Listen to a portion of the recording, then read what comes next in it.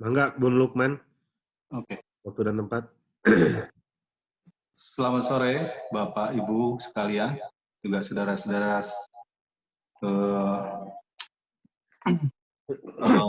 penikmat diskusi atau penikmat isu-isu terkini yang dibawain oleh GSC. Hari ini kita sesuai apa yang sudah disampaikan oleh Sekjen GSC tadi akan membahas mengenai Rusia Today. Perkembangan berita tentang Rusia ini cukup banyak sebenarnya. Cuman seperti yang dikemukakan oleh kawan-kawan tadi, ada banyak ketimpangan-ketimpangan ataupun bias berita. Karena narasi tunggal itu banyak yang diinformasikan oleh pihak tertentu dalam hal ini. Alhamdulillah hari ini sudah hadir pembicara kita, Bung Jokim, ya, Bung Jokim Rohi, analis geopolitik, juga magister politologia jurusan politik global di RUGN University Moskow, Rusia, ya. Oke, salam kenal Bung Jokim, ya. Salam kenal, Bung. Salam kenal. Iya, ya. Oke, siap. Oke, mungkin kita akan bagi diskusi kita. Pertama itu pemaparan ataupun bagaimana analis dari Bung Jokim tentang situasi terkini di Rusia menyangkut operasi militer khususnya di Ukraina ini. Juga akses pemberitaan yang berkembang di sana seperti apa. Kemudian kita akan tanya jawab mungkin ya dengan berbagai penanya, dan juga mungkin ada opini dari peserta juga. Waktu dan tempat kami persilakan, Bung Jokim, silakan.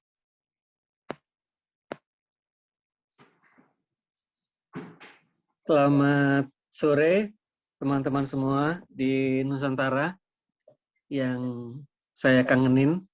Ya. Kami rindu, soalnya di sini kami mulai media sosial mulai susah diakses, meskipun akhir-akhir ini beberapa kali bocor ya. Tiba-tiba notifikasi Facebook masuk. Artinya itu saatnya untuk ngecek Facebook, kira-kira begitulah. Selebihnya Rusia memang kalah soal propaganda.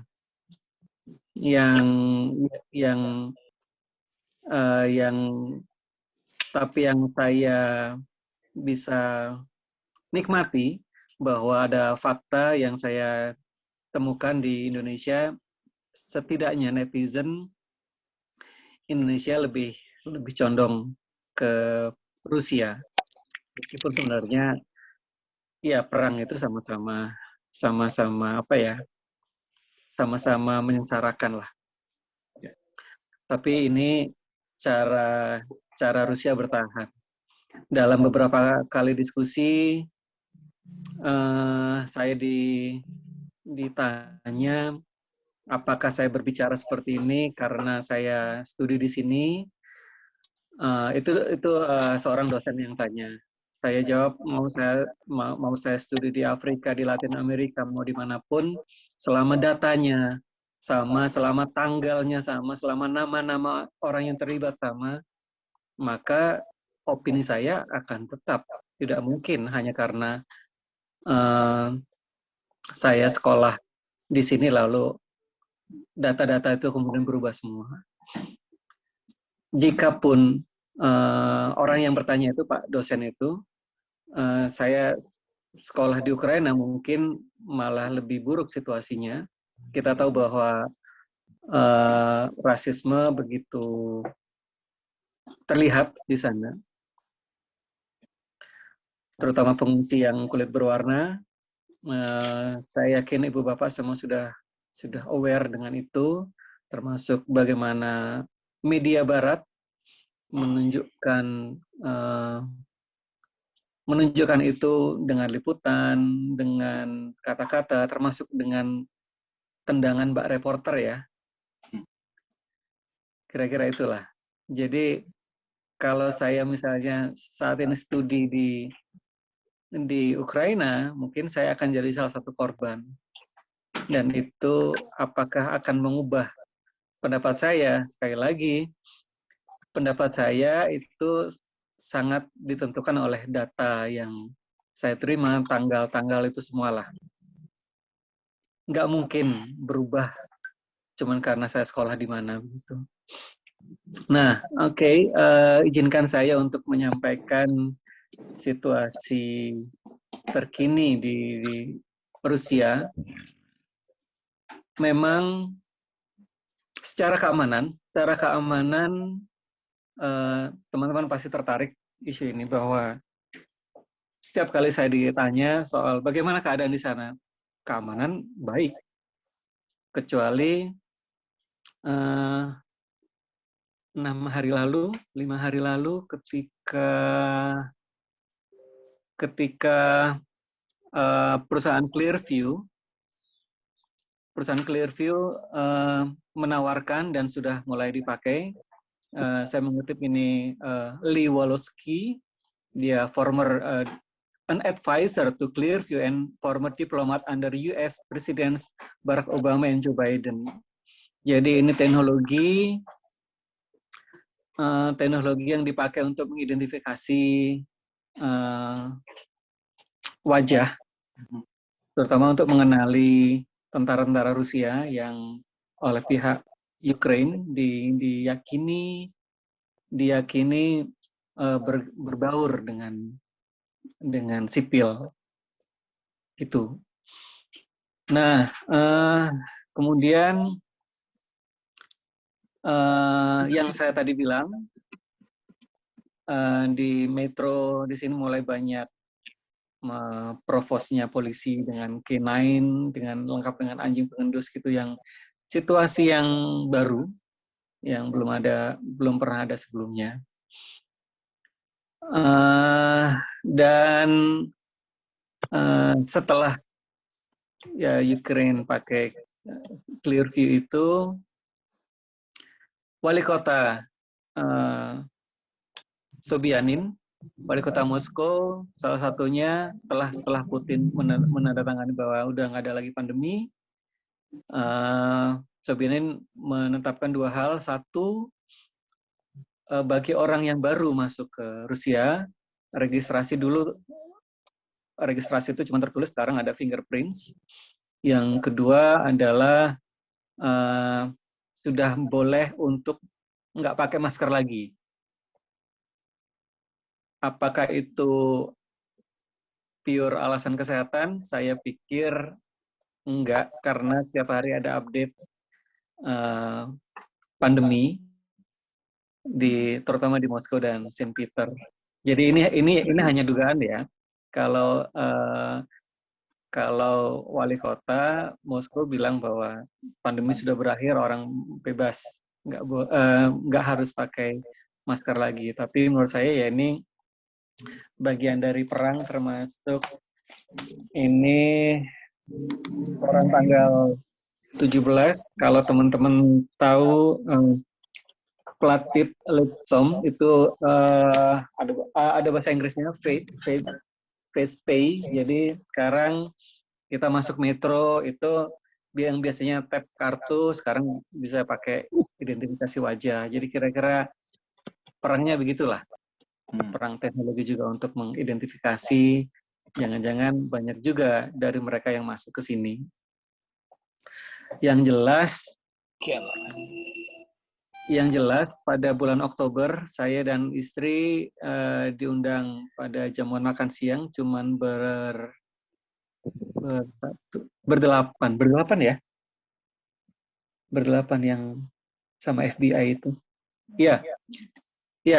Di situ kami dikenalkan dengan orang yang baru tiba dari US, dia FBI, dan istri saya nanya, kamu FBI masih sampai sekarang? Ya, saya FBI sampai sekarang. Dan saya nggak tahu juga apakah itu kebetulan bahwa kemudian salah satu orang dekat Putin yang disebut chef, Putin's chef, karena dia usahanya resto, itu Yevgeny namanya, itu salah satu yang kena sanksi. Dan dia resmi masuk daftar buron FBI tahun 2021.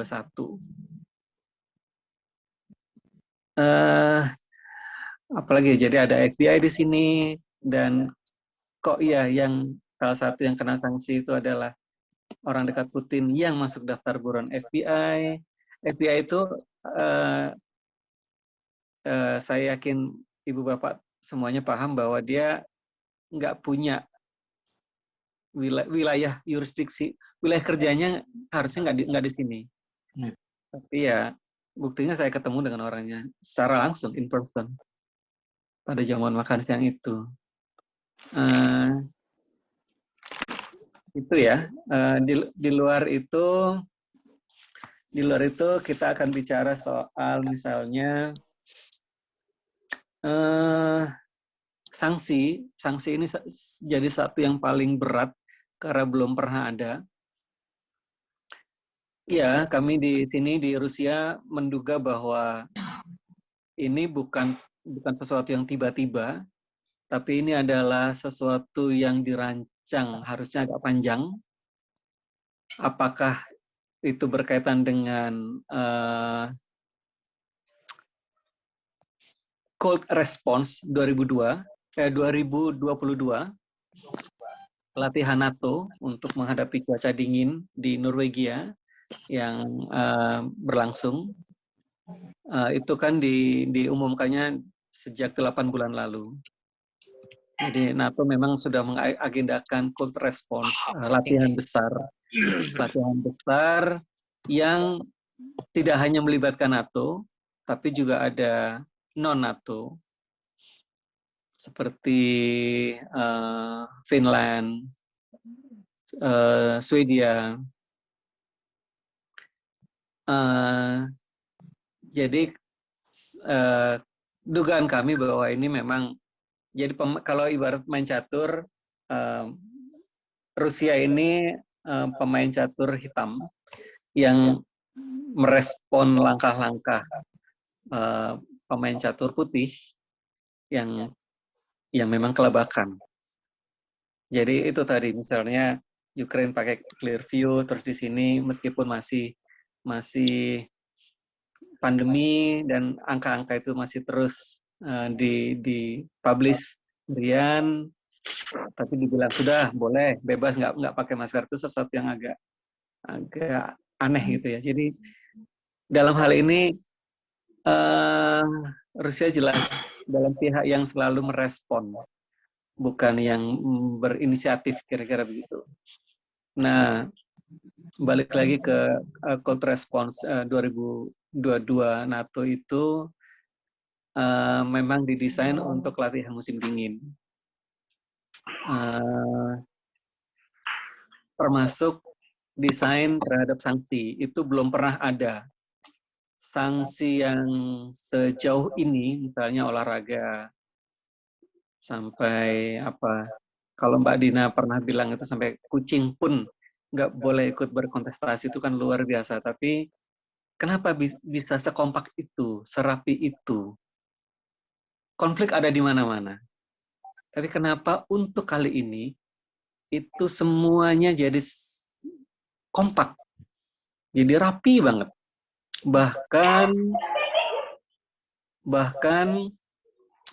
tanggal 7 Maret itu jelas-jelas European University Association itu suspend 12 universitas di Rusia. Jadi bukan hanya pengusaha yang kena sanksi, bahkan di tingkat akademik pun kena, termasuk universitas saya.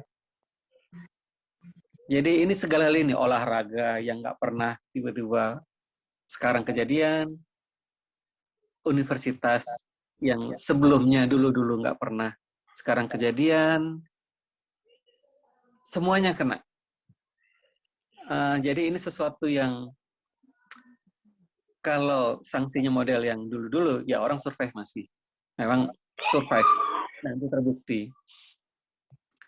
Tapi sanksi yang seperti sekarang, itu memang bikin susah, terutama untuk orang-orang asing. Orang-orang asing,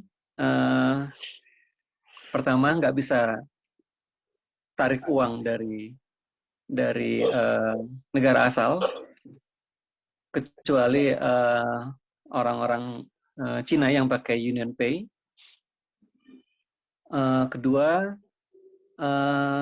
US dollar itu sudah dilarang beroperasi.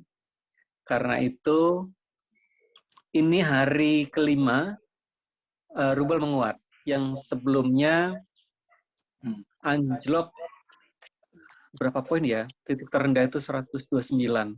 Dari 198 jadi 129, tapi kemudian naik, terus naik. Ini hari kelima naik. Setelah sanksi berbalas sanksi, setelah Rusia punya kesepakatan dagang lebih ke sama Cina, sama India, terus mereka sepakat juga nggak menggunakan US dollar. Harga-harga yang awalnya naik mulai agak turun lagi. Ini tadi pagi saya sama istri belanja, masih ada barang-barang yang tetap diskonan, kira-kira begitu. Terus ada juga, ini saya bawa, ini koran tanggal 16 Maret, ini Blagodaria Sanctions, thanks to, kira-kira gitu, thanks to sanctions. Berkat sanksi, ini cerita soal usaha fashion, usaha jahit, tukang jahit. Jadi pesanan terhadap tukang jahit lokal naik, harga jasa mereka juga naik. Dari yang selama ini mereka tenggelam oleh merek-merek barat, LV, Zara, yang gitu-gitu, sekarang ini naik. Dan ya, dari perbincangan orang, oke lah, kita nggak perlu merek-merek itu, yang penting survive. Jadi ada juga yang diuntungkan, ada beberapa jenis usaha lokal yang kemudian bangkit setelah sekian lama diserbu oleh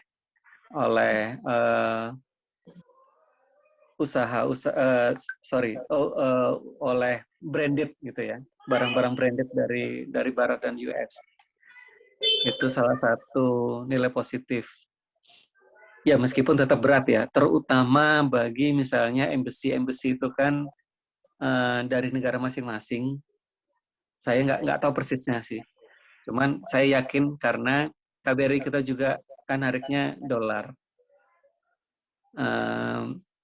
Sementara itu nggak boleh di sini dan nggak bisa.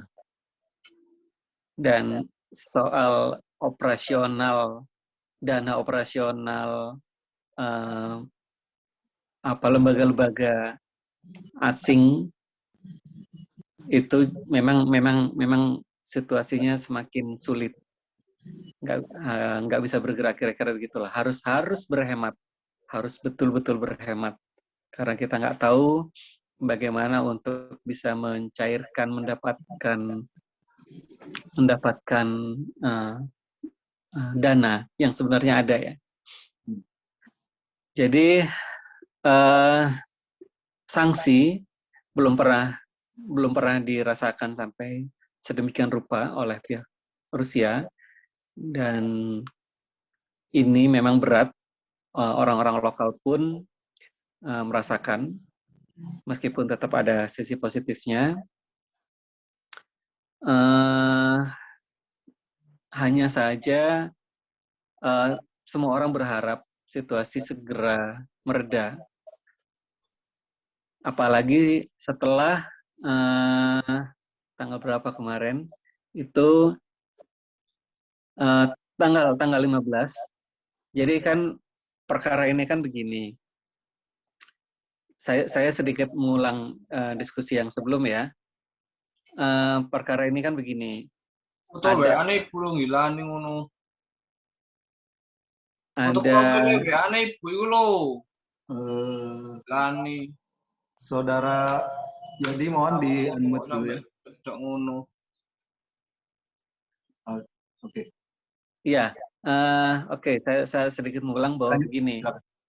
Ya, krisis ini kan sebenarnya nggak ada apa-apa tiba-tiba aja jadi ada krisis ya. Kalau dan krisis ini kemudian jadi besar setelah Biden itu spesifik ngomong tentang coba saya kutip. Biden bilang, if Russia invades, that means tanks or troops crossing the border of Ukraine again, then there will be no longer a Nord Stream 2. We will bring an end to it. Dari sekian ancaman, dari banyaknya yang bisa jadi bahan ancaman, kenapa cuma Nord Stream 2? Pertanyaannya kan itu. Kenapa sih spesifik banget menyebut Nord Stream 2? Nah, ya kita harus balik bahwa di US itu hampir terjadi yang namanya government shutdown karena keuangan ya, karena inflation rate ini data dari 1990 sampai 2021 baru tahun ini itu hampir mendekati tahun 90. Di atas 91, itu udah yang tertinggi. Dua itu, 90 dan 91. Jadi inflasinya sangat tinggi dari tahun 90. Baru terjadi lagi sekarang kalau dilihat dari bulanan, dari Januari 2021 sampai sekarang, itu naik dari 1,4%, 1,7%, 2,6%, terus. Bukan pelan tapi pasti, tapi lumayan dari 2,6 naik ke 4,2, 5, 5,4, naik terus. Jadi kita tahu bahwa US itu sedang butuh duit. Saya selalu bilang bahwa ini ada negara nih yang lagi BU, butuh duit. Terus salah satu solusinya ya jualan. Kenapa Nord Stream 2? Jadi begini, US itu adalah, saya pakai data Statista, dia adalah produsen gas terbesar di dunia. Angkanya 914,6. Rusia itu di bawahnya agak jauh. Itu peringkat 2 ya, 638,5. Di bawah lagi ada Iran. Di bawah Iran ada Cina. Tapi jauh banget. Cina yang peringkat 4 itu cuma 194. Ini in billion cubic meters ya. Sementara Amerika itu 914. Jadi bayangkan bahwa Amerika ini produksi gede, banyak, tapi kita lihat leading gas exporting countries itu Rusia. Jadi Rusia katakanlah 1-10 misalnya, Rusia itu produksinya 5, tapi terjualnya 4,5. Sementara Amerika itu produksinya 1-10, tapi terjualnya cuma 4, di bawah Rusia. Ini kalau pakai data ini sebenarnya Kak Fer juga bilang 4 karena ini nyaris cuma separuhnya dari yang berhasil diekspor oleh Rusia. Jadi Rusia ini ekspor produksinya nggak gede, tapi semuanya laku kira-kira. Produksinya banyak ya, hampir semuanya terjual. Sementara United States enggak. Produksinya gede banget. Tapi dia hanya bisa jualan sekitar separuh dari United States. Karena itu,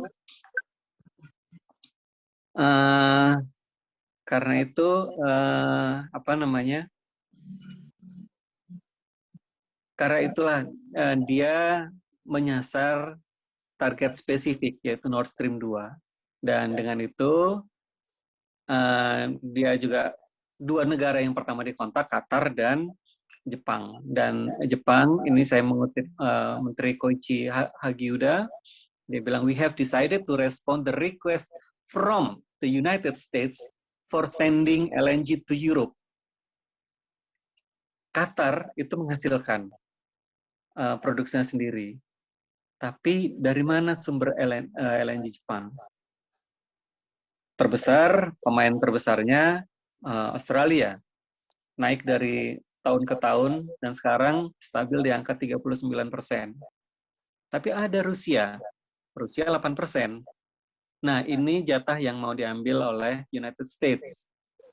Cuman masalahnya, Rusia ini jualannya murah. Share 8% ini yang mau diminta. Dan ya ini, Jepang, dia itu nggak produksi, tapi dia siap ketika diminta oleh United States untuk kirim. Yang ditakuti adalah situasi di Perancis, karena kalau konflik ini kemudian, ini sebelum tanggal 24 ya, membesar, kita hanya bisa menunggu respon Perancis. Di Perancis, somehow, PLTN-nya, tenaga nuklir, itu off. Dan itu mengakibatkan harga-harga naik, sehingga Macron kemudian harus menyuntikkan 2,1 juta US untuk menstabilkan harga. Kenapa dia harus itu? Karena April besok ini Perancis ada Pilpres. Dan nggak lucu bagi Macron yang mau running lagi, dia running dengan harga-harga yang naik. Nah,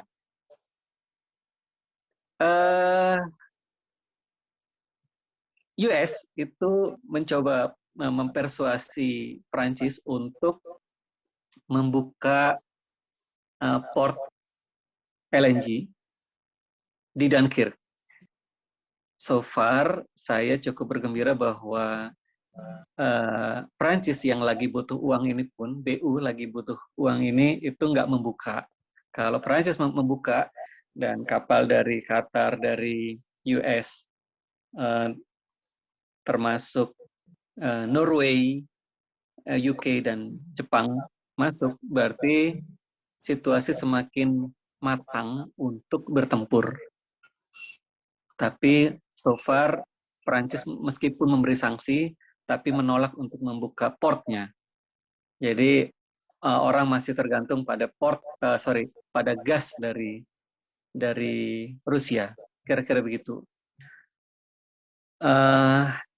Jerman so far sanksinya ya dia belum sertifikasi pipa itu. Tapi kita harus tahu bahwa selain Nord Stream ada namanya Baltic Pipeline, itu yang dari Norway, yang diharapkan rampung pada Oktober November tahun ini. Jadi, dan kita tahu bahwa Norway itu salah satu yang memberi sanksi kuat, dan dia NATO juga. Dia salah satu pemain besar sebenarnya. Dia tidak pernah kelihatan di permukaan, tidak pernah ada ucapan pemimpinnya segala macam. Tapi di balik itu, kalau kita lihat Sanksi terbanyak sampai sekarang adalah US. Tapi kalau sanksi untuk kasus ini terbesar adalah Switzerland, Swiss. Ya, soal sanksi, berbalas sanksi itu misalnya kemudian orang-orang nggak mau terbang ke sini, itu memang menyulitkan. Sebaliknya, Putin udah tanda tangan bahwa pesawat-pesawat asing yang ada di Rusia itu semuanya disita, dinasionalisasi. Itu juga mereka kaget, sanksi berbalas sanksi itu luar biasa Pak Presiden. Saya nggak tahu luar biasa berani atau dia nekat-nekat aja. Makanya kalau dari kacamata saya orang yang senekat Putin itu memang jadi apa ya, harus jadi pertimbangan tertentu bagi lawan-lawannya. Nah, oke, itu tadi satu analisa dari kalau ada pertemuan besar pasti aliran gas dihentikan. Karena itu cadangan energi dari Norway, UK, US, Qatar dan Jepang itu akan masuk. Dan sekali lagi ada salah satu pemainnya yaitu Australia. Jadi yang akan dibawa oleh Jepang ke Eropa nantinya itu adalah terbesar, itu adalah share dari Australia. Kita tahu bahwa Australia juga pemberi sanksi, juga masuk list sebagai negara yang tidak bersahabat terhadap Rusia. Dia juga pemain AUKUS yang baru. Jadi peran Australia dalam hal ini banyak dalam krisis ini.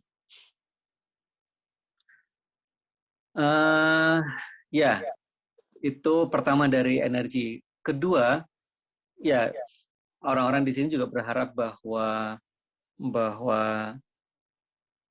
operasi ini bisa segera selesai. Tapi mungkin kami harus kecewa bahwa karena operasi tidak bisa segera selesai. Karena kalau saya pakai data yang saya olah dari Al Jazeera, yang juga ada kalau di Indonesia, ada di YouTube-nya Teknologi Populer, data ini juga ada di Statista, statisnya juga ambil dari Al Jazeera, bahwa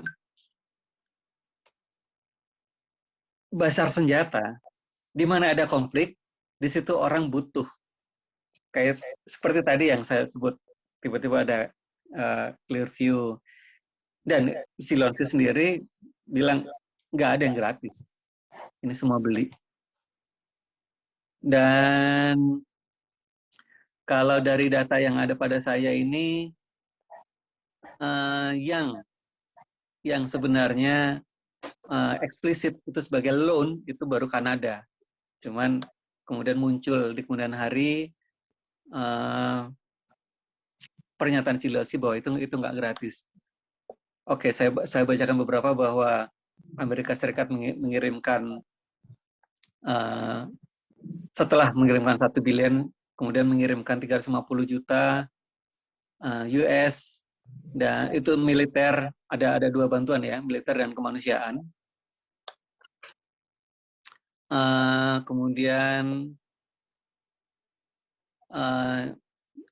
Inggris, Perancis mengirimkan anti-aircraft, digital weapons, dan fuel. Belanda kirim. Jadi begini, secara psikologis dan ekonomi, Eropa itu tidak siap berperang. Kenapa? Pandemi itu turun. Jadi ekonomi turun, orang baru mulai cari kerja lagi setelah pemutusan hubungan kerja. Secara psikologi, negara-negara di Eropa ini tidak siap untuk hari ini. Kira-kira begitu. Untuk pergerakan pasukan itu kan biayanya mahal. Secara ekonomi, secara nggak ada kesiapan. Tapi karena ada situasi pertempuran, daftar senjata Finlandia kirim 1.500 roket, 2.500 assault rifles, 150.000 ammunitions. Belgia, Portugal, Yunani, Romania, Spanyol, Ceko, semuanya kirim. Dengan senjata seabrek yang dikirimkan, kita tahu bahwa barang-barang ini dipakai. Dan siapa yang pakai? Ini yang jadi menarik. Bahwa beberapa kali ketika mau masuk kota, Rusia buka satu jalur untuk orang mengungsi. Sebanyak mungkin orang keluar. Sebaliknya, di pihak Ukraina, itu laki-laki dilarang keluar. Dan mereka sipil, mau punya pengalaman perang atau enggak boleh keluar. Dan mereka sipil ya. Sekali lagi ya, ini di luar keputusan Zelensky untuk memperbolehkan semua warga, semua untuk pegang senjata. Jadi sejak awal juga Zelensky melibatkan sipil. Tapi ya kita tahu bahwa yang dituduh untuk menyerang sipil selalu Rusia. Dan saya pikir teman-teman juga sudah aware, Ibu Bapak aware bahwa pemerintah Ukraina resmi membuka jalur volunteer untuk jadi petempur. Dan klaim sampai minggu lalu setidaknya itu sudah 20.000 ya. Sebanyak itu orang masuk. Senjatanya dari mana ini? Jadi semakin lama pertempuran ini, ya banyak yang berbahagia karena jualannya laku. Ada yang sekedar jualan helm, ada yang banyak lah. Dan Ibu Bapak juga tahu bahwa ada kejadian di Bandara Galileo, Bandara Galileo di Pisa, di Itali, itu kemudian ada protes besar-besaran yang kemudian dibilang sebagai flight of death. Jadi itu pesawat yang harusnya, dan itu sudah dilabeli bahwa ini humanitarian aid, bantuan kemanusiaan. Tapi ternyata yang di-load di situ adalah senjata. Semuanya senjata. Dan mereka menolak dan terjadi aksi besar-besaran, dan itu merembet ke kota lain yang juga nama organisasi Dockersnya apa ya, buruh pelabuhan bandara itu, karena pakai bahasa Itali, ya itu mereka, saya pikir Ibu Bapak juga udah aware ya bahwa ada kejadian seperti itu, bahwa yang diklaim sebagai bantuan kemanusiaan sekalipun isinya senjata.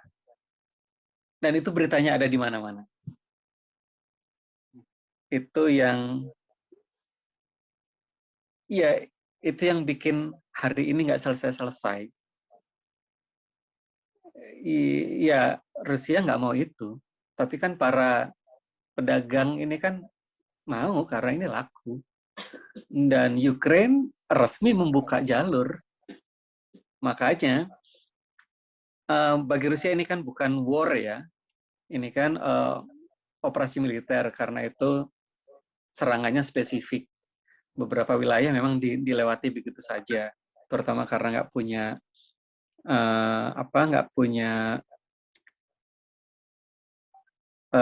punya bandar udara terutama untuk pesawat tempur.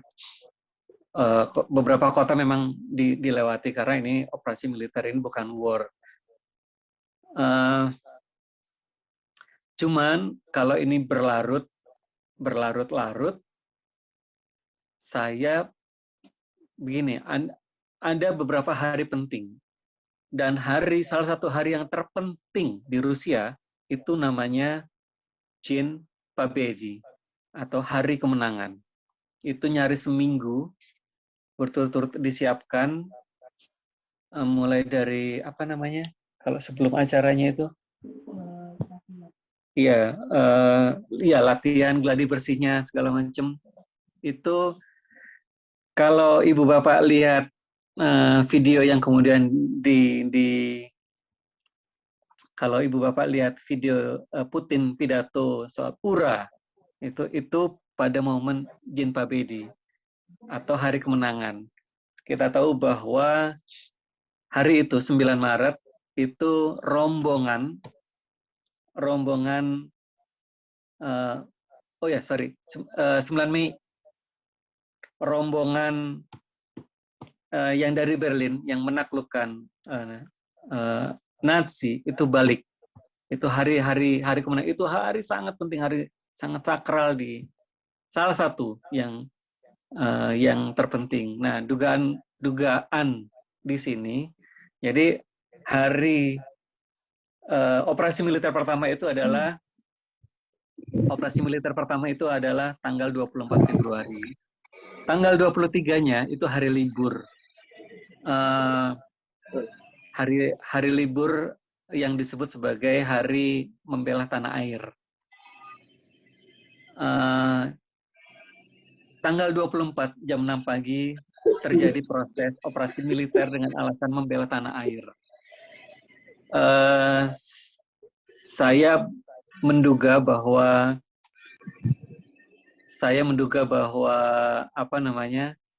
operasi ini akan diselesaikan sebelum Mei. Para prajurit di lapangan akan kembali setidaknya pada tanggal 9 Mei, hari kemenangan. Karena itu jika operasi ini berlarut-larut, mungkin ada momen tertentu sebelum Mei akan terjadi skala besar. Bahwa Ukraine itu tidak terlalu punya angkatan udara yang kuat, hampir semuanya sudah dirontokkan. Jadi sebenarnya kalau mau pakai sistem war, bukan military operation, itu bisa dihancurkan lewat udara semuanya, segala sesuatunya, termasuk kota-kotanya. Kalau mau diluluh lantakkan, itu sangat bisa. Tapi karena ini operasi militer, maka hanya target tertentu. Meskipun itu akhirnya mengakibatkan 4 jenderal mati dalam 3 minggu terakhir ini. Karena itulah, kalau melihat bahwa soal kesiapan, Rusia nggak siap. Buktinya 4 jenderal dalam 3 minggu itu, ya ada yang salah. Dan itu Rusia memang nggak siap, tidak menyiapkan ini. Itu berbeda dengan kalau kita lihat kekompakan orang-orang itu kasih sanksi, negara-negara itu kasih sanksi ke Rusia. Rusia sendiri didukung oleh Chechnya. Syria siap membantu, dan ini juga salah satu analisis bahwa tentara Rusia itu jago memang kalau untuk bertarung jarak tertentu dengan tank, bukan di kota ya, di hutan, di lembah itu jago, tapi di kota nggak begitu kuat. Karena itu mungkin jika tentara dari Suriah masuk, orang Ukraina juga kelabakan, karena yang kita tahu di Timur Tengah itu perang kota yang lumayan terjadi dalam durasi yang lama. Cuman yaitu saya menduga bahwa nggak akan lama, bahwa 9 Mei pasukan itu harus kembali berparade masuk ke Moskow menuju titik akhir Kremlin dalam situasi hari kemenangan. Caranya ya mungkin kita akan lihat tentara Rusia jauh menunjukkan sesuatu yang jauh dari apa yang bisa kita lihat sekarang. Dan kalau kota-kota yang saya bilang tadi spesifik, ada alasan kenapa Mariupol, kenapa Kharkiv, kenapa Odessa. Sekarang itu juga ke barat ya, karena dari situlah suplai senjata masuk, volunteer itu masuk. dan itu memang dekat perbatasan. Tapi ya mereka kirim. Kan kita tahu kalau konflik itu bisa cepat selesai Di mana dari jika rumah tangga? Pasal 60 barat. jika konflik itu akan segera selesai jika yang terlibat ya hanya pihak ini. Masalahnya kan ini semua pihak jadi ikut bermain. Yang dihadapi Rusia hari ini nggak hanya Ukraine, senjata-senjata itu, para volunteer itu, media-media yang terus memojokkan, sanksi yang luar biasa, sanksi yang belum pernah dibayangkan, dan analisa yang mungkin juga terjadi bagi saya bahwa Rusia ini kan negara yang paling luas di dunia. Dia punya 11 zona waktu. Ada yang tepat persis dengan WIB, WITA juga WIT. Jadi kita bisa bayangkan Indonesia itu cuma 3 zona waktu. Rusia itu 11. Dengan 16 perbatasan darat, borders, land borders, dengan 2 maritime borders, dengan Jepang dan US. Kalau misalnya perang konvensional, saya ragu Rusia bisa memenangkan itu. Mau pintu sebelah mana yang dijaga? Ada 16 perbatasan. Pintu mana yang mau ditaruh konsentrasi militer? Sangat luas. Dan Rusia sendirian. Makanya saya menduga bahwa ketika Putin bilang perwira nuklir harus siap, itu jika NATO masuk, Rusia, Putin akan pencet tombolnya. Karena kalau perang konvensional, lihat 3 minggu ya kehilangan 4 jenderal. Itu sesuatu banget. Karena itu kalau NATO masuk dan dia masuk dari 16 borders, belum lagi jalan-jalan tikusnya, akan kewalahan. Karena konsentrasi pasukan Rusia akan terpecah dan jadi kecil-kecil. Karena itu nuklir. Dan itu most likely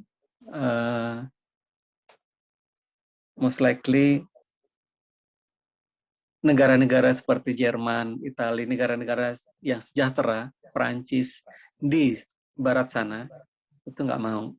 Karena kalau itu terjadi, sekali lagi, Eropa kalah semuanya. Yang menang, yang jauh, Amerika Serikat. Persis seperti ketika Perang Dunia Kedua. Seluruh dunia, perang, tapi Eropa yang paling luluh lantak waktu itu. Asia nggak begitu-begitu. Eropa luluh lantak dan Amerika datang sebagai penyelamat dengan Marshall Plan. Marshall Plan itu nama programnya adalah ya European Recovery Program untuk membangun kembali. Dan buktinya dia pemenang. Karena itu ya nuklir yang di tangan Putin itu bukan sekedar ancaman ya. Itu bisa jadi kenyataan. Seperti dalam wawancara Putin, buat apa kemudian ada dunia jika Rusia dihilangkan? Oke, itu dulu dari saya. Selanjutnya, saya juga ingin mendengar selain berdiskusi. Terima kasih. Ya, terima kasih Bung Jokim atas paparannya yang sangat menarik ya, mulai dari situasi ekonomi di Rusia saat ini, kemudian bagaimana transaksi di sana, produksi minyak, dan hubungannya dengan persaingan gas, kemudian situasi terkini menyangkut pergerakan militer. Tentunya ada teman-teman yang ingin nanyain. Silakan yang ada yang ingin bertanya, tapi coba kita lihat dulu di chat ini. Ada yang menanyakan tentang mungkinkah Ukraina ini jadi Suriah baru ya, melihat melting point para teroris insurgensi seperti sekarang dengan brand neonazi yang di Ukraina. Nah, mungkinkah hal ini terjadi? Kalau kita lihat dulu ketika memang di Suriah ya itu banyak sekali insurgensi asing masuk ke dalam konflik yang nggak kusut gitu. Apakah ini mungkin pula terjadi di Ukraina, mengingat waktu ini sudah semakin berlarut-larut juga ya? Silakan. Ya, seperti yang saya bilang tadi, sepertinya agak jadi sesuatu yang berbeda ya, karena pertama Rusia punya nuklir. Kedua, perbatasan yang besar ini itu nggak mudah. Mau konsentrasi pasukan kemana? Kalau berlarut-larut, pasti dalam 3 minggu kehilangan 4 jenderal itu bukan sesuatu yang baik. Sampai kemudian terjadi huru-hara di dalam Kremlin sendiri, kan kita tahu itu. Maka mungkin ada peningkatan dari sekedar operasi militer ke sesuatu yang lebih full scale untuk segera menyelesaikan operasi ini. Dan ini kan sudah melewati masa Maslenitsa. Rusia ini kuat kalau musim dingin. Winter itu Rusia itu powerful. Tapi ini kan sudah mulai, hari ini tadi kita keluar -2 hari ini. Sudah mulai hangat. Bagi orang-orang di sini cuaca di angka 0, 1 itu sudah mulai hangat. Karena nanti summer paling 14, 15. Jadi kok kayaknya tidak berlarut-larut ya. Putin juga biayanya terlalu mahal. Ini akan segera diselesaikan dengan cara sekedar operasi militer maupun sesuatu yang lebih berat. Nah, terkait dengan neonazi, ya saya agak saya membaca juga mantan dubes kita di Ukraina bahwa dia nggak pernah dengar itu, Yudi Krisnandi. Saya agak menyesalkan, nggak tahu itu bahasa diplomatis atau memang benar-benar nggak tahu ya, bahwa ini bukan sesuatu informasi yang tertutup gitu. Oke, saya mau bahas sedikit dari catatan saya bahwa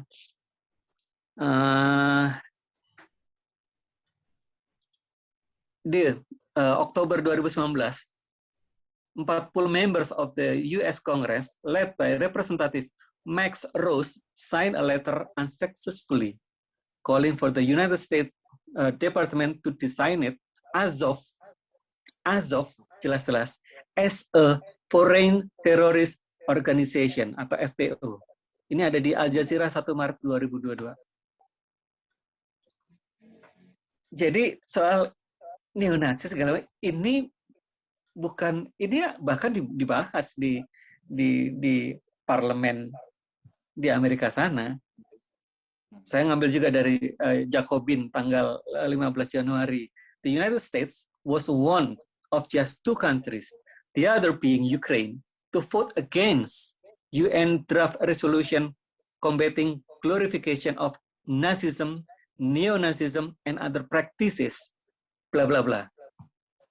Berakhir dengan kata forms of racism. Ini dibahas di UN, dan ini ngomong konteksnya Ukraine. Ini ada juga Global Times yang bikin liputan khusus. Ada juga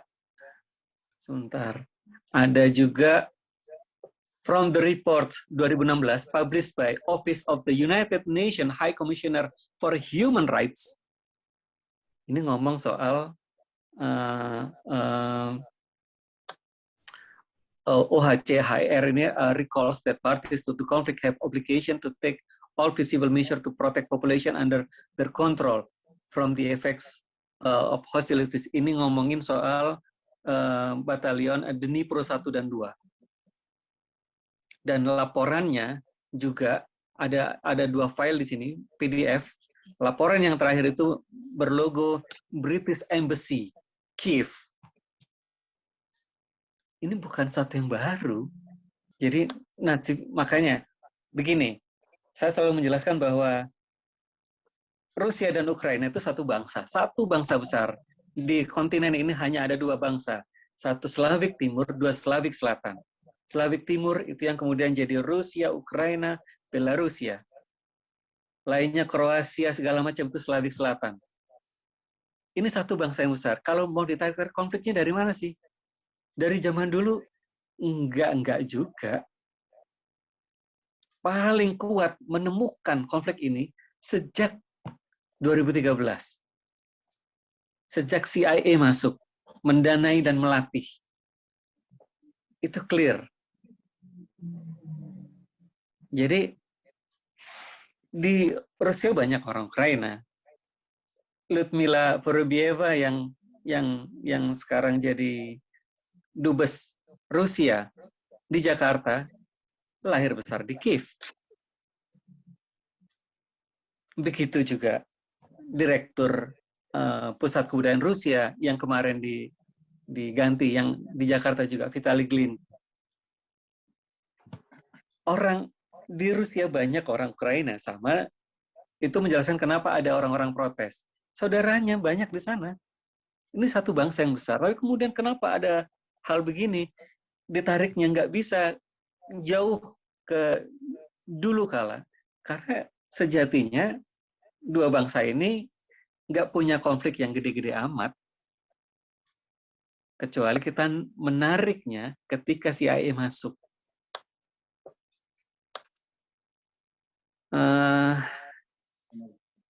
Apalagi ya? Ya, itulah kira-kira jawaban saya terhadap pertanyaan yang barusan. Terima kasih. Menarik. Ya, ada pertanyaan lagi, informasi itu bahwa Bashar Assad mengirimkan pasukan ke Rusia totalnya sebelumnya. Ini kayaknya udah dibalas, sudah dijawab ya tadi. Kemudian ada pertanyaan lagi.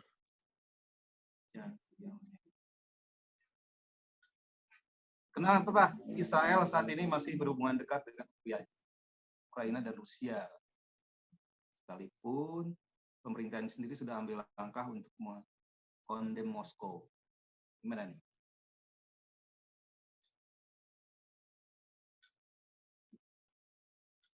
Israel masih berhubungan dekat dengan Ukraina dan Rusia. Nih, teman-teman kita ada yang tanya seperti itu. Posisi Israel seperti apa sih sebenarnya dalam konflik ini?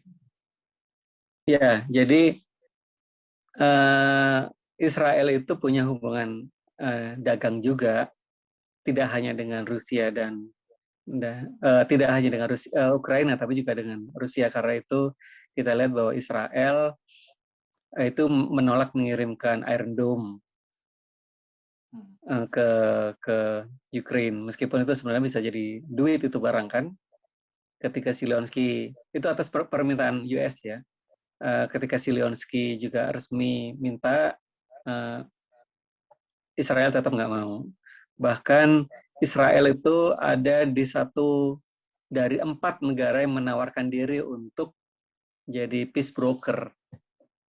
Kan ada Erdogan, Turki yang kemarin sudah terjadi, ada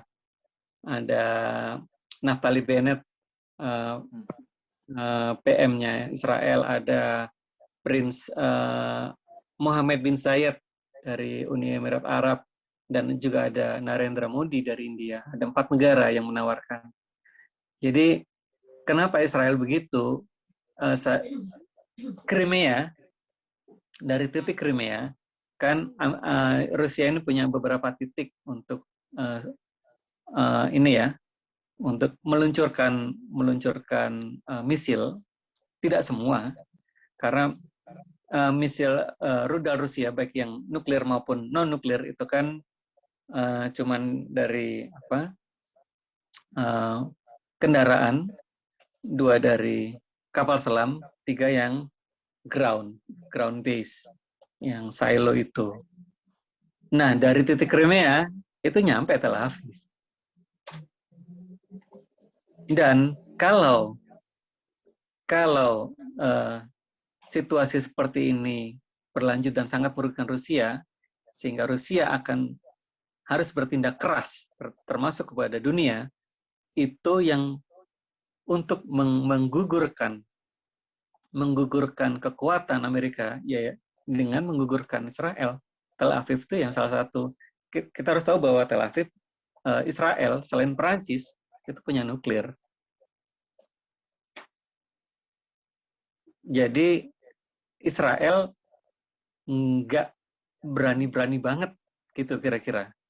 Perancis misalnya, Perancis ini dia harus cari si Macron ya. Di luar kemarin telepon-teleponan sama Putin, sering sekali kan Macron sama Putin telepon-teleponan. Ya ngasih sanksi sih, tapi itu kan juga kita harus melihat dalam konteks bahwa April besok dia running Pilpres. Dan di Perancis orang percaya bahwa demand-nya, setannya, biang keroknya itu Rusia. Karena itu dia tidak akan melawan pendapat publik, setidaknya sampai Pilpres. Kira-kira itulah. Terima kasih. Oke, terima kasih. Ada pertanyaan lagi dari Bung Januar C. Wijaya. Terkait dengan sanksi yang dihadapi saat ini, sanksi sudah mencapai ke masyarakat umum. Hal ini tujuan dari pihak pemberi sanksi agar terjadi perubahan kepemimpinan. Bagaimana saat ini tanggapan dari masyarakat Rusia sendiri?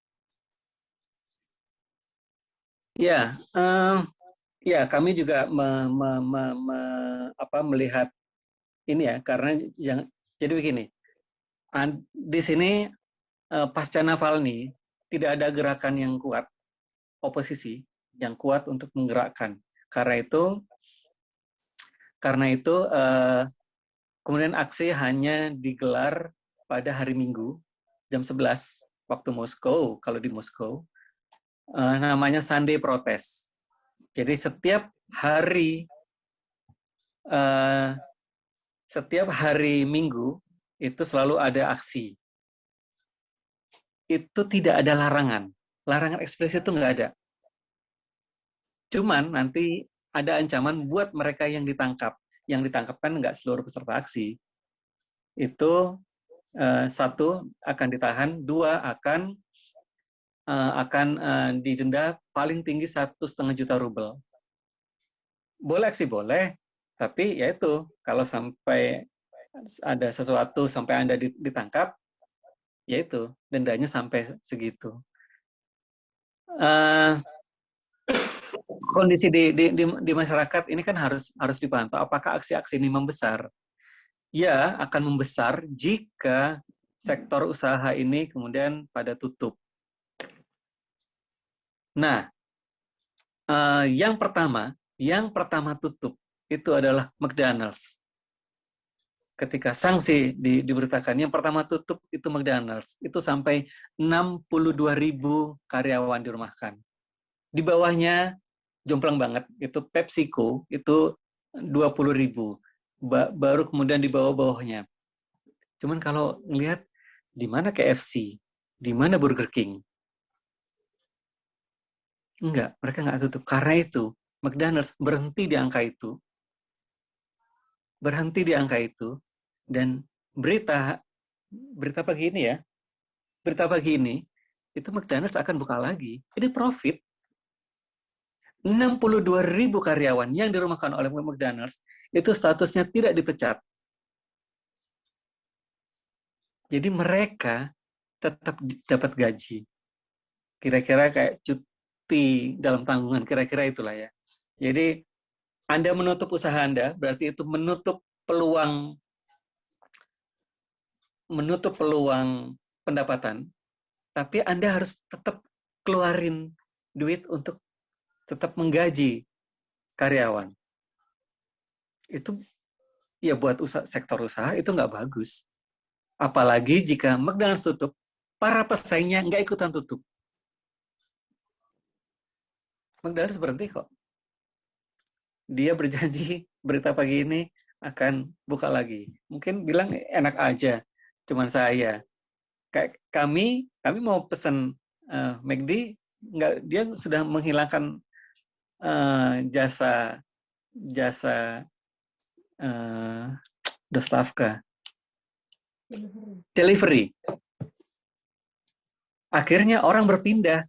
Ya, kalau McD nggak bisa delivery, kita pindah. Dan itu memberatkan. Itu memberatkan. Jadi pasarnya McD yang tutup ini pindah ke Burger King, ke mana-mana. Termasuk saya belum ada data soal kemudian berapa orang beralih ke warung-warung lokal, misalnya. Nggak ada masalah itu. Yang penting satu, masyarakatnya tidak mengalami PHK massal, sekedar dirumahkan tapi tetap dapat gaji. Yang kedua, para pesaing ini nggak akan lama, karena lihat, enak aja saya tutup banyak, kamu nggak ikutan tutup. Akan buka lagi. Ini baru yang usaha kecil, belum yang gede-gede, seperti otomotif misalnya. Anda nggak akan tahan lama-lama, karena kemampuan orang Rusia untuk beli otomotifnya tinggi. Anda nggak akan tutup. Mau pindahin pasar kemana coba? Pasar otomotif cari orang yang mobil itu bukan donat yang bisa dibeli. Itu butuh orang-orang khusus yang punya anggaran untuk membeli itu. Dan Rusia ini menyediakan pasar. Harus diingat bahwa penduduk Rusia ini 145 juta. Orang hanya buka usaha di satu, yang penduduknya banyak, dua, punya kemampuan untuk daya belinya tinggi. Dan Rusia menyediakan itu. Jadi apakah showroom-showroom itu, ya memang beberapa showroom tutup. Apakah akan tutup dalam waktu lama? Saya kira enggak. Mau pindahin pasar kemana? Enggak mudah. Membangun dan mempertahankan pasar itu bukan sesuatu yang mudah untuk industri seperti itu. Oke, itu dulu. Ada pertanyaan lanjut dari Saudara Dewek Sapta. Kita tahu bahwa media mainstream Indonesia tidak begitu objektif dalam menginformasikan situasi perang Rusia versus Ukraina. Dan bagaimana dengan beredarnya informasi di media bahwa di Ukraina ditemukan beberapa laboratorium yang dibiayai Amerika. Gimana itu tentang laboratorium isu ini di sana, Pak? Ya, lab itu kan ditemukan ternyata Rusia, termasuk Cina, itu menduga dan sudah minta diagendakan sampai ke UN. Pertemuan 2 hari lalu Cina yang di Italia itu dengan Amerika itu kan salah satu yang Cina bilang bahas dong itu, selain ngomongin soal Taiwan ya. Cina itu kan jadi begini, Cina itu selalu concern dengan Taiwan. Taiwan itu kita tahu bahwa Taiwan itu adalah salah satu Taiwan, Filipina itu salah satu basis militer terpenting Amerika. Dan bagi Cina, orang-orang di Taiwan itu adalah separatis. Cuman bagi Amerika, mereka bukan separatis. Mereka adalah orang-orang yang ingin merdeka, kira-kira begitu. Sebenarnya Amerika menggunakan bahasa itu di Taiwan, tapi Amerika mengatakan orang-orang yang di Donetsk dan Lugansk itu sebagai separatis. Jadi siapa yang separatis, siapa yang bukan, ya coba tanya ke Amerika, mereka dialah yang punya hak menentukan itu, kira-kira gitu ya. Nah, sudah ada dua negara besar yang kita belum tahu kelanjutannya bagaimana nanti, akan dibahas seperti apa, sejauh apa, tapi soal respon terhadap soal lab biologi itu sudah diajukan. Ya kita masih harus menanti bahwa ini isu yang besar, bukan main-main ya. Saya hanya bisa berharap bahwa negara-negara yang di UN itu berani membuka juga, berani membuka apa ya soal lab ini, sama seperti ketika UN dulu sampai turun ke Irak untuk memeriksa bubuk putih itu. Ya dibuka lah, jangan terus ini setiap kali Amerika nuduh, dunia bereaksi, yuk diperiksa. Tapi sekarang Amerika yang dituduh, Amerika bilang enggak, itu lab biasa, dibuka dong. Kira-kira itulah. Tapi so far Cina dan Rusia, ya kita berharap ada negara lain yang kemudian ikut mendukung ya, termasuk kalau bisa sih Indonesia bisa terlibat untuk itu. Betul. Kayaknya memang butuh kekompakan luar biasa nih apa upaya-upaya yang dilakukan Rusia ini. Mungkin sekarang masuki sesi ini lagi. Siapa tahu ada penanggap ataupun yang ingin memberikan opini juga menyangkut apa yang disampaikan oleh Bung Jokim. Kami persilahkan secara langsung. Atau barangkali Bung Ismail Amin, saudara kita dari Iran sana, PPI, silakan.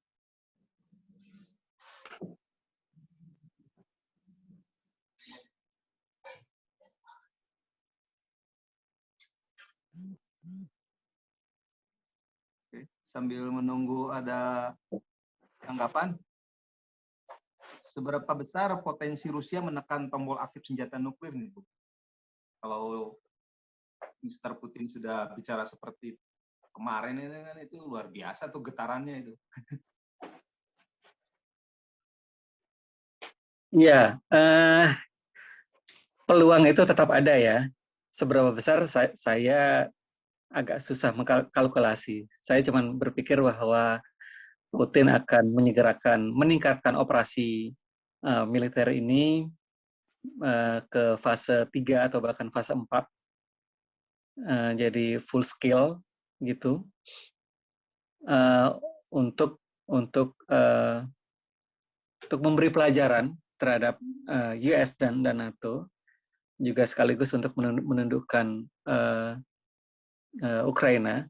Rusia tidak ingin menduduki Ukraina, menjajah Ukraina. Yang Rusia inginkan adalah Ukraina untuk jadi negara netral. Dan jika mungkin itu dibawa status itu ke UN. Jadi negara netral. Kira-kira itu. Jadi kalau isinya cuman Rusia dan Ukraina, harusnya 10 Mei bisa selesai ya. Volunteer ini, para pedagang senjata negara-negara yang tadi saya sebutkan, bisa terlibat, tapi kan di perbatasan di barat sudah mulai dilumpuhkan dalam beberapa video dari Kementerian Pertahanan, dari TASS, dari Sputnik. Itu operasi militer juga menyasar di sebelah barat juga untuk melumpuhkan pasokan senjata itu. Dulu itu jalur pengungsi. Dulu itu jalur untuk orang ngungsi ke Polandia yang waktu itu menolak pengungsi belum lama lalu ya sebenarnya ya. Termasuk dari MENA, dari Timur Tengah, negara-negara itu menolak. Sekarang negara-negara itu membuka dirinya secara tiba-tiba ramah terhadap pengungsi. Ya mungkin sama-sama kulit putih. Tapi ya itulah yang lumayan di beberapa tempat ya, bahwa masalah kulit pengungsi itu aja sebenarnya. Cuman ya itu negara-negara ini kompak untuk mendukung pengungsi dari Ukraina. Di satu sisi Ukraina melarang orang laki-laki keluar dan malah merekrut banyak orang-orang sipil untuk masuk. Ini sesuatu yang berbahaya. Rusia inginnya antar militer, Rusia enggak. Dan itu resmi ya. Soal volunteer segala macam itu diumumkan resmi. Balik lagi ke soal nuklir. Nuklir itu peluang itu ada kalau NATO masuk. Karena ya itu tadi, pasukan Rusia itu kan nggak banyak dengan jumlah borders. Tidak ada negara dengan borders sebanyak Rusia. 16 perbatasan darat. Pasti akan kewalahan, pasti akan kelimpungan kalau perangnya konvensional, prajurit lawan prajurit. Pasti kalah. Karena itu, kalau sampai NATO masuk, ya Putin akan pencet tombol itu. Cuman kalau Putin pencet tombol itu, hanya satu,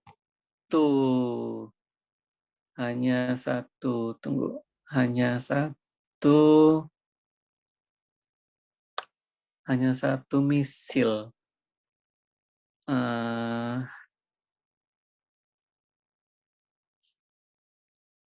Hanya satu misil yang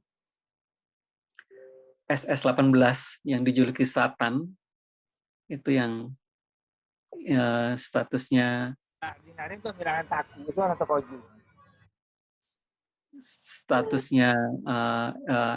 ICBM ya.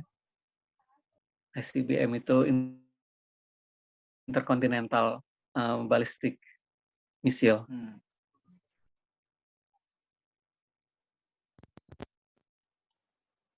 Ya, itu dulu dari saya. Oke. Mungkin ada tanggapan langsung.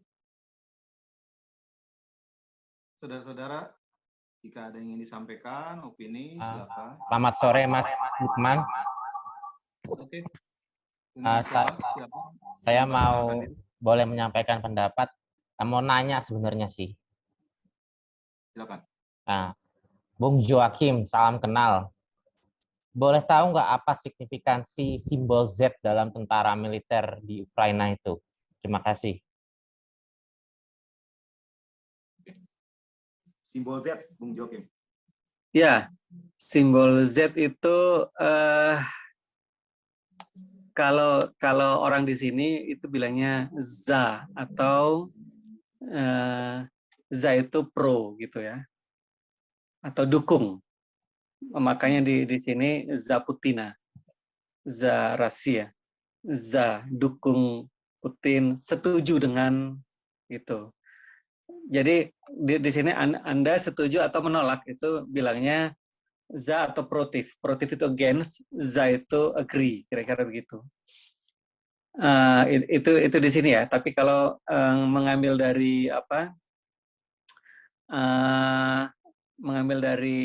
Hindustan News itu Z itu untuk operasi di Kharkiv dan kota mana lagi gitu ya. Kalau segitiga itu berarti dia subdivisi untuk Slovian sama Kramatorsk. Kalau bulat itu Mobile Reserve. Nah, memang ini jadi pertanyaan. Itu apa sih maksudnya?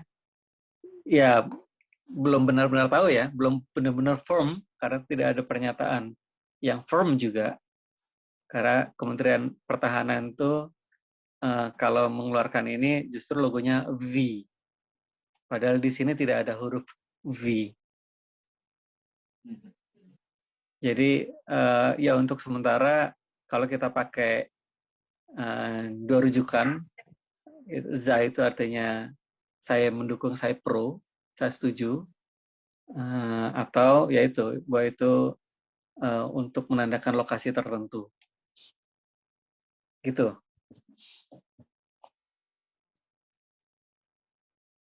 Begitu, silakan ada tanggapan lain.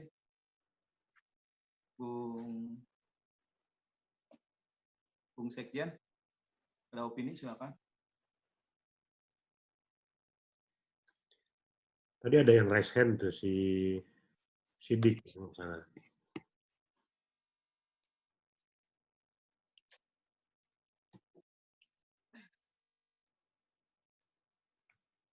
Nggak ada, saya nanya deh.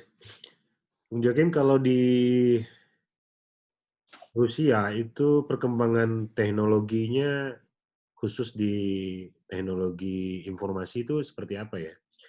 Kan kalau Cina komit dengan market internalnya ya, di mana TikTok, platform-platform dibangun yang di luar nggak boleh masuk, sehingga dia punya kedaulatan dan bisa mengimbangi. Kalau di luar platform umum itu harus berusaha sedemikian rupa mencari user pengguna, kalau di China kan dia bisa monopoli, kemudian berhasil membangun superioritas di platform seperti TikTok. Kalau Rusia itu seperti apa gitu? Ditambah situasinya hari ini mereka disuspend di semua jaringan internet yang dikuasai oleh Amerika. Gitu. Nah itu seperti apa kira-kira? Apakah memang tidak punya ya sama sekali tidak ada potensi seperti di Cina atau gimana, Bung Joakim? Sekarang. Iya, jadi Rusia tidak mau melakukan monopoli seperti itu ya. Jadi sebelum situasi ini semuanya boleh. Tapi Rusia punya VK, itu Facebooknya sini. Dan untuk masuk ke VK atau bikin akun di VK itu bisa terkonek dengan Facebook, hanya Facebook ya. Jadi ya selain bikin sendiri, tapi juga sebenarnya boleh kok dari luar ini beredar, termasuk itu kita bisa login-nya dari Facebook misalnya untuk VK. Nah, VK ini kelebihannya dia bisa bikin grup. Jadi selain medsos, dia bisa jadi medcom juga, media komunikasi seperti grup WhatsApp di dalamnya. Dan itu digunakan. Yang awalnya sih saya merasa aneh juga ya, kenapa nggak dipisah aja medsos sama media komunikasi. Misalnya Facebook dengan WhatsApp kan itu jadi sesuatu yang berbeda. Di WhatsApp kita bisa selain japrian bisa ada WhatsApp group. Kira-kira gitu. Nah, VK itu menyediakan itu. Selain Telegram ya. Di sini bahkan sebelum situasi hari ini, itu orang Rusia beberapa memilih untuk memiliki Telegram tapi tidak WhatsApp. Jadi soal itu ya berkembang baik, dan platform itu dianggap aman dan memberikan kontribusi yang baik. Meskipun misalnya situs-situs yang resmi kenegaraan itu punya IG misalnya, punya IG Kremlin, Rusia itu punya IG segala macam, tapi mereka juga ada di Telegram. Jadi di Telegram ibu bapak sekalian bisa mengakses misalnya tas baik dalam bahasa Rusia maupun bahasa tas Inggris gitu ya. terus Kementerian Pertahanan, Sputnik itu ada banyak. Ada Sputnik Live, ada Sputnik Radio, ada Sputnik Kirgis, ada Sputnik Belarus, terus ada RIA Novosti, ada. Jadi Telegram itu selain alat media komunikasi, dia juga bisa buat mengakses, dan itu terus jadi agak beda ya. Kalau Meta Group misalnya, WA ya jadi media komunikasi, sesuatu yang berbeda dari apa namanya Facebook dan IG. Kalau Gaia di sini hal itu digabungkan. Jadi kita bisa bikin semacam WA Group di VK, Facebooknya sini, atau kita bisa di Telegram kita bisa join kantor berita tertentu, dan itu dia akan notifikasinya keluar terus, update terus. Itu bedanya. Dan ya Rusia tidak terlalu khawatir dengan itu ya. Selain apa urusan luar angkasa dan komunikasi, Rusia juga sama bagusnya. Juga apalagi setelah Cina itu menguasai teknologi yang serupa, dan ya Cina adalah sekutu yang kuat buat Rusia. Jadi untuk hal itu nggak terlalu masalah di sini. Cuman ya untuk orang-orang yang biasa menggunakan Facebook, Instagram, ya itu jadi sesuatu yang bermasalah ya.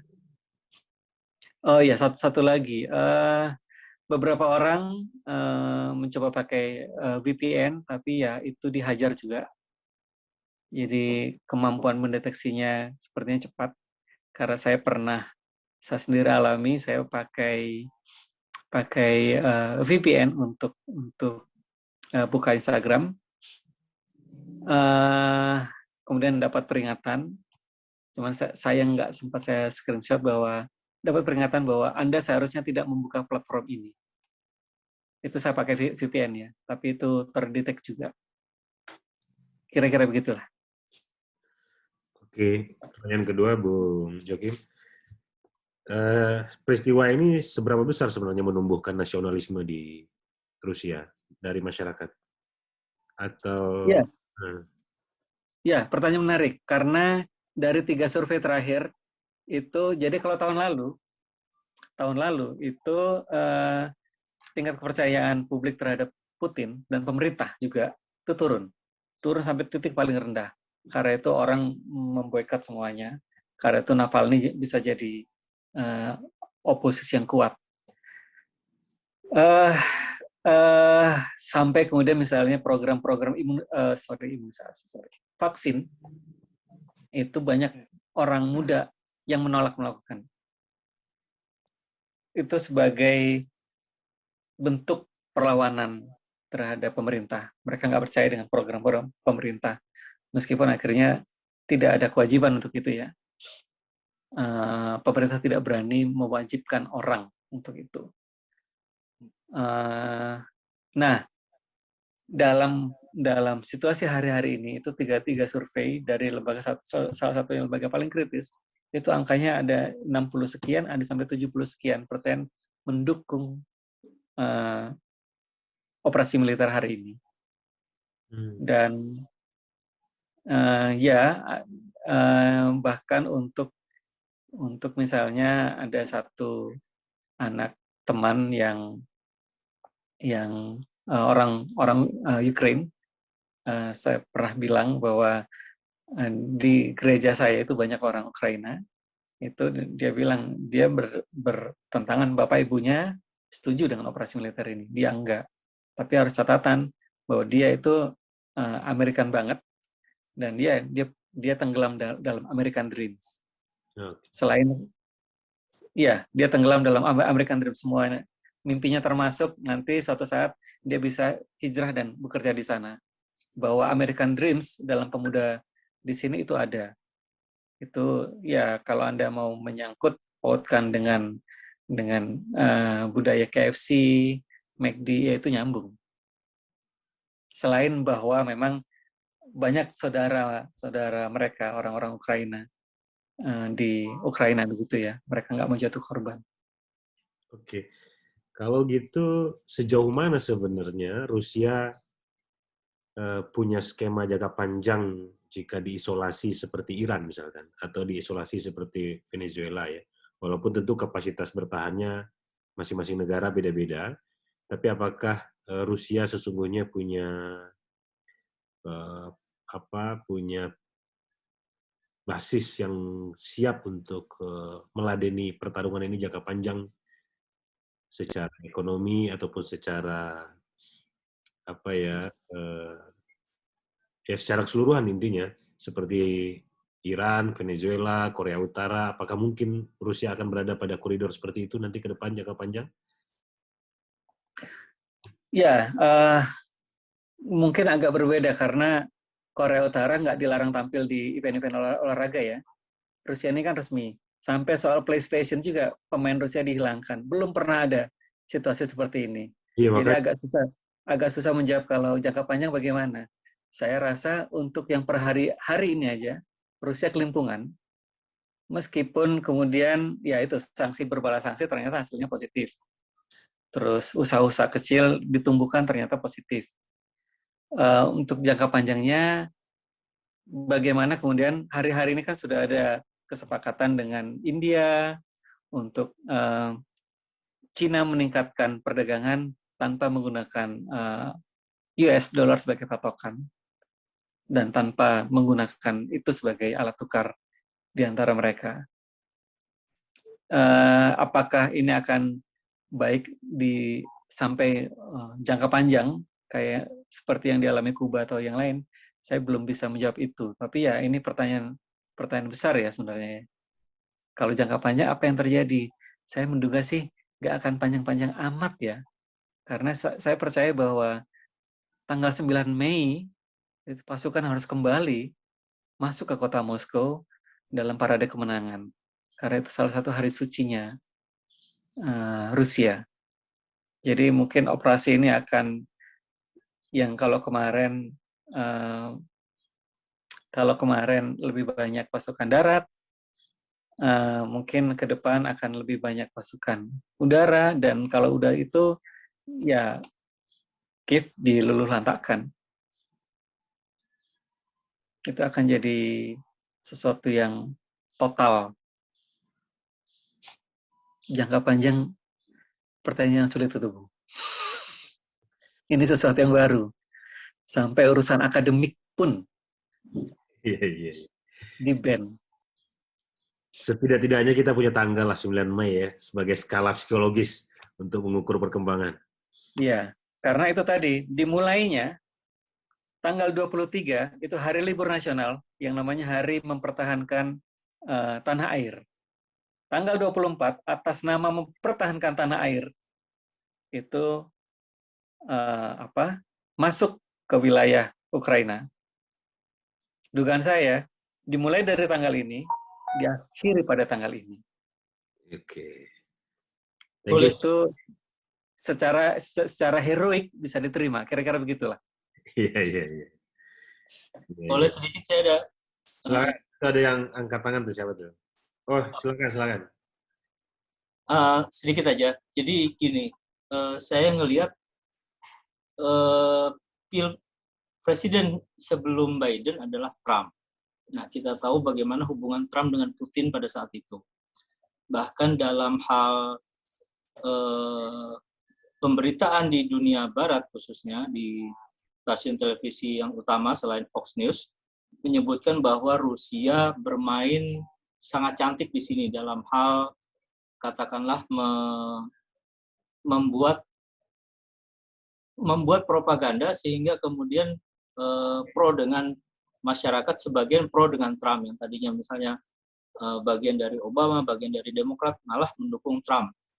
Nah, tapi ya itu tadi, kelihatannya kok pada saat ini Rusia kalah di situ. Maksudnya dalam hal ya propaganda itu tadi. Nah, ini saya tidak tahu apakah ada hubungannya dengan yang sebelumnya atau bagaimana. mungkin kaitan bahwa Putin pernah bermain dalam pemilu Amerika, sehingga kemudian pada saat ini Putin atau Rusia dalam hal ini kalah dalam hal propaganda. Ini menarik nih. Apakah memang sebelumnya Putin tidak terlibat atau apa? Nah, ini mungkin bisa disampaikan, ya, menurut Bung bagaimana gitu. Terima kasih. Ya, terima kasih juga. Yang dugaan soal bermain di Pilpres itu kan sebenarnya sesuatu yang tidak berada di ruang publik ya. Jadi Rusia sendiri sebenarnya tidak pernah mengakui itu. Kalaupun itu benar, itu kan mainnya kayak operasi silent, seperti apa yang kemudian Facebook si Mark harus dipanggil menjual data itu. Kira-kira mainnya lebih langsung ke data personal ya, masuk ke langsung ke masing-masing individu informasinya. Tapi soal propaganda besar ini kan yang terjadi dan itu kan skupnya hanya di United States ya, untuk kebutuhan Pilpres waktu itu. Nah, untuk berita yang skala global itu memang pemainnya ya Fox, Bloomberg, apalagi yaitu CNBC, CNN, dan kita tahu bahwa mereka punya agenda. Karena itulah, coba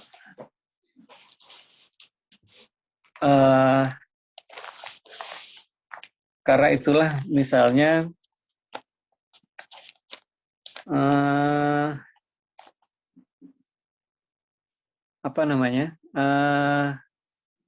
soal skala global ini, Rusia nggak punya medianya. Kita lihat di Indonesia.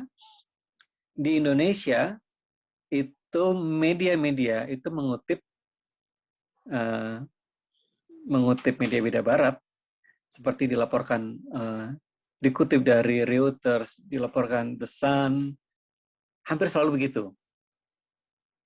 Sementara suara netizen, seperti yang saya bilang di awal tadi, itu lebih mendukung.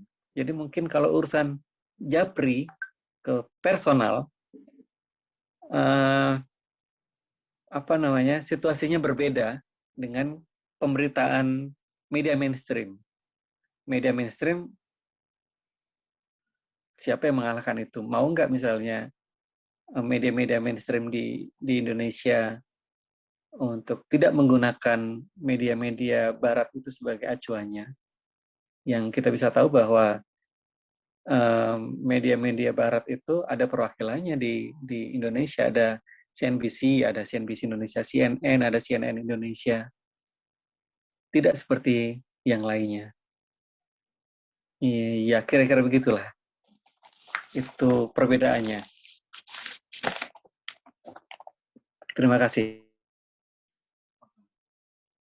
Pertanyaan terakhir ataupun itu ada tanggapannya dari itu suara wakil rakyat, siapa itu dari tadi? Ya, terima kasih. Nama saya Ben Adriansah. Sorry, saya ikutannya baru 15 menit ini, baru dikasih tahu anak buah saya.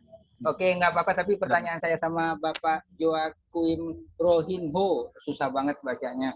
Ya nggak apa, salam kenal Pak. Pertanyaan saya, apakah campur tangan PBB netral atau berpihak? Terima kasih. Terima kasih Pak, silakan.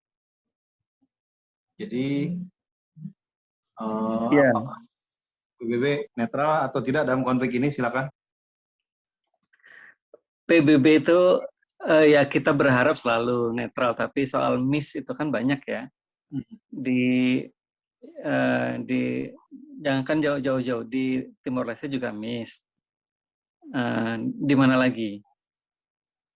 Itu ya di mana-mana itu.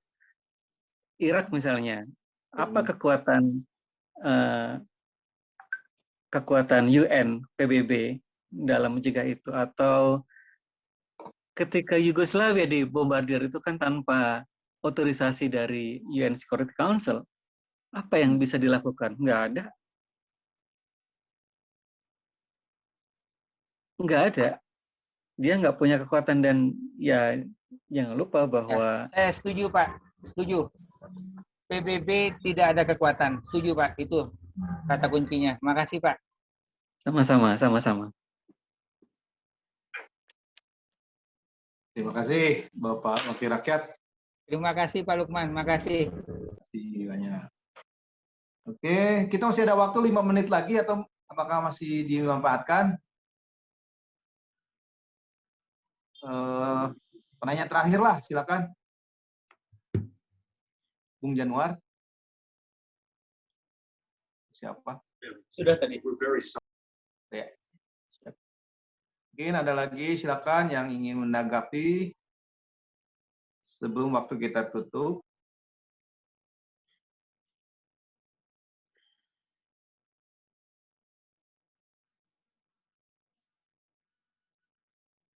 Sangat menarik ya apa yang dihadapi Rusia saat ini ya. Sendirian gitu kan. Sendirian dengan berbagai usahanya. Walaupun sebenarnya pihak Barat ini memang sudah mempersiapkan ya jauh-jauh hari kondisi seperti ini. Silakan, mungkin ada yang mau ditanyakan lagi? Karena segala sesuatunya baru, kita tahu lah bahwa misalnya Piala Dunia 2018 itu kan di Rusia. Itu negara-negara yang terlibat dalam pengeboman ke Yaman itu ikut. Apa sanksinya? Nggak ada. Selamat sore, Bang. Ya. Silakan ya, ada pertanyaan. Saya Faisal ingin bertanya. Silakan Bang Faisal. Saya ingin tahu sebenarnya sekarang itu progres militer Rusia di Ukraina itu sampai di mana, dan keadaan kota Kiev itu bagaimana menurut informasi yang Abang tahu. Karena di sini informasi yang kami terima simpang siur ya, apalagi di media itu nggak tahu bagaimana posisinya. Mungkin itu aja sih Bang pertanyaannya. Gitu. Ya, makasih. Terima kasih. Silakan Bung Jokim. Oke, ya terima kasih pertanyaannya. Ya, situasi Kiev itu kalau kita yang kami dapatkan di sini itu punya apa pertahanan yang berlapis. Karena itu satu, yang kapan hari ada tim dari ada 3 pejabat yang bertemu dari Polandia ya, ketemu rombongan 3 negara itu naik kereta ketemu Zilionski di Kiev. Artinya masih ada jalan ke sana yang apa namanya, yang bebas. Beberapa wilayah jadi Kiev itu kan ini Kiev, ini di sekitarnya ini kan namanya Kiev Oblast, sama persis kayak Moskow. Ini Moskow, ini ada Moskow Oblast. Nah,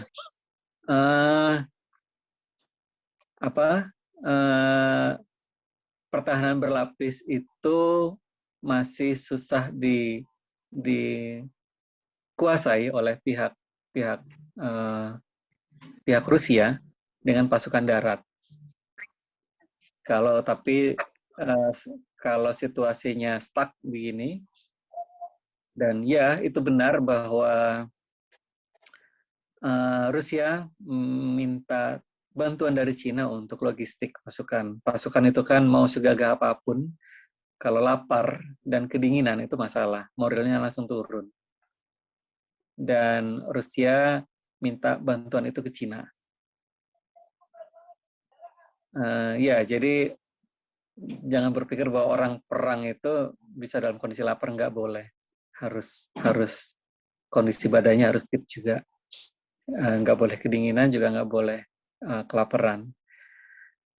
Dan Rusia mulai kelabakan dalam hal ini. Makanya sebenarnya kalau ini perang skala besar, ya bisa langsung ditundukkan dengan aircraft, dengan pasukan udara, Toh Ukraina sudah lumpuh di udara itu dikuasai.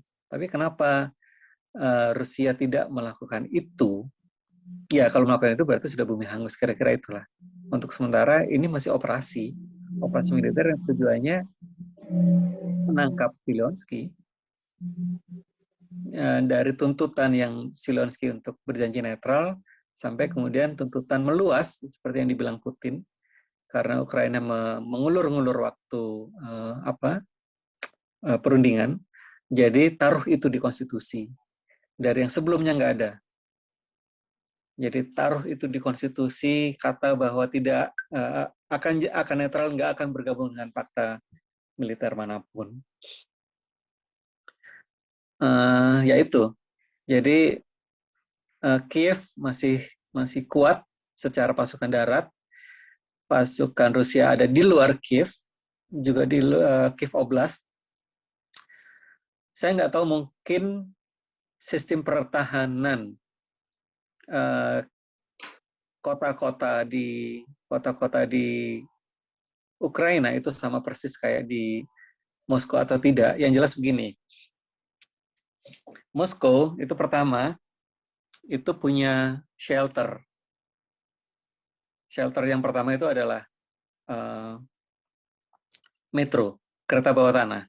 Karena itu di hari-hari pertama banyak orang yang di Ukraina mengungsi ke bawah tanah, ya, ke metro. Metro itu memang didesain dalam dan kuat karena dia didesain sebagai shelter atau tempat pengungsian. Ya, yang kedua, kenapa di kota seperti ibu kota dengan penduduk yang lebih banyak dari Jakarta, itu Moskow ini punya 116 hutan kota yang ada danau buatan. Itu bicara sekali lagi soal pertahanan. Bahwa Anda tidak akan bisa menghancurkan Moskow hanya dengan meracuni aliran utama, yaitu Sungai Moskow. Itu kan terjadi waktu Sparta Athena, di Cina itu apa, saya lupa, atau ketika Surabaya, Kalimas itu diracuni Belanda dan pasukan dari Pasuruan, bangkai-bangkai itu dibuang ke Sungai Kalimas yang saat itu menjadi sungai terbesar yang memasok satu-satunya kebutuhan air buat Pangeran Surabaya, kira-kira itu. Moskow nggak begitu, karena kota ini dikelilingi oleh 116 hutan plus danau buatan. Jadi orang punya cadangan air minum selalu.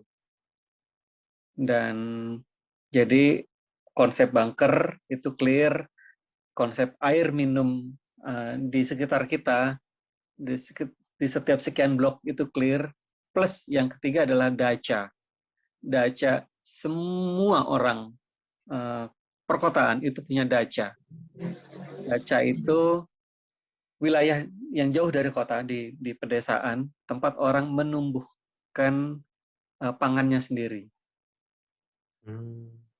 Mungkin ada pondokan kecil, bisa juga. Jadi jangan ini berbeda dengan konsep villa di Indonesia. Villa itu yang bisa punya villa itu orang-orang kaya. Di sini enggak. Di sini setiap orang punya. Kalau kita pernah lihat wawancara dengan exiles, para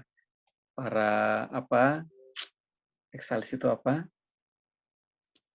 Orang-orang yang zaman dulu nggak bisa balik ke Indonesia, pelajar kita zaman dulu yang di Praha terutama, itu kan ada yang diwawancara sambil dia ngerjain kebunnya, itu daca.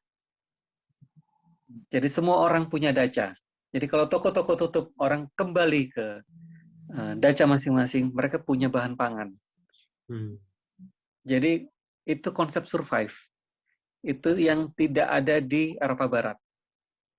Itu ada di Rusia. Dugaan saya, Ukraina juga punya konsep yang sama. Jadi kalau mau bertahan di kota, kita punya hutan kota dan danau buatan untuk urusan air minum. Kita punya bunker di stasiun-stasiun itu untuk pertahanan, atau orang-orang bisa kembali ke daca.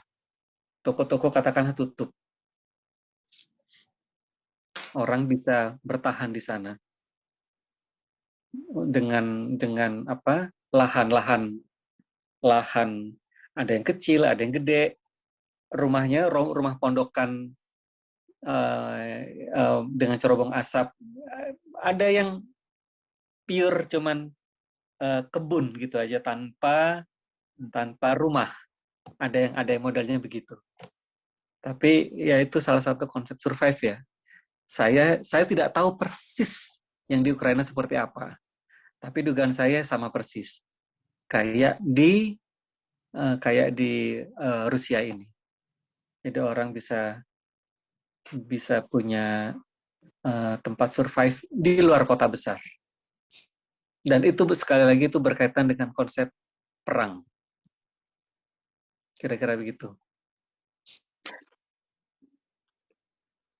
Terima kasih sekali Bung Jokim atas informasi yang sangat berharga nih bagi kita yang di Indonesia. Cuman mengingat waktu yang sudah terbatas, mungkin lain waktu kita bisa diskusi kembali.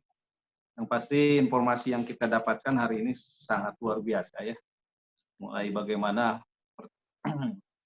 warga Rusia itu bisa bertahan, menyesuaikan situasi ekonominya, sanksi berbalas sanksi, bagaimana tantangan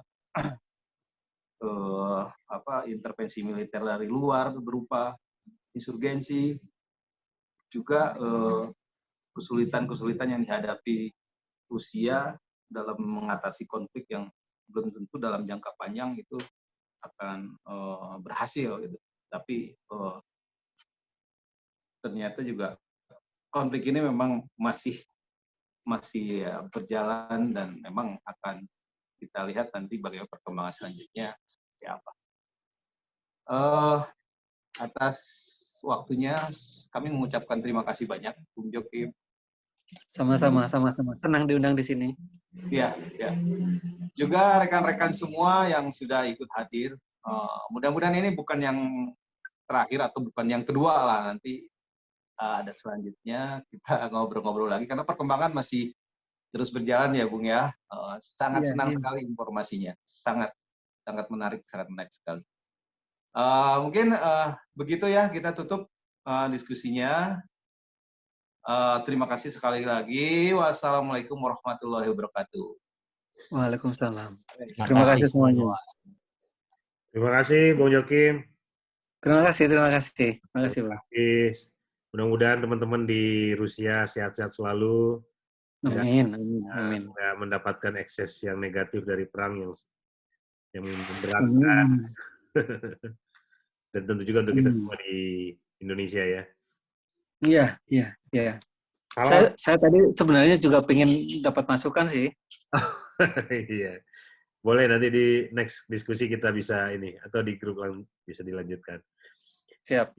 Salam buat teman-teman, buat kawan-kawan, Bu. Salam semua. Salam buat semua. Terima kasih teman-teman. Izin ya, saya mulai close ya, biar langsung di save rekamannya. Terima kasih. Terima kasih, Bung. Terima kasih, Bung Lukman. Terima kasih semuanya. Sama-sama. Mari.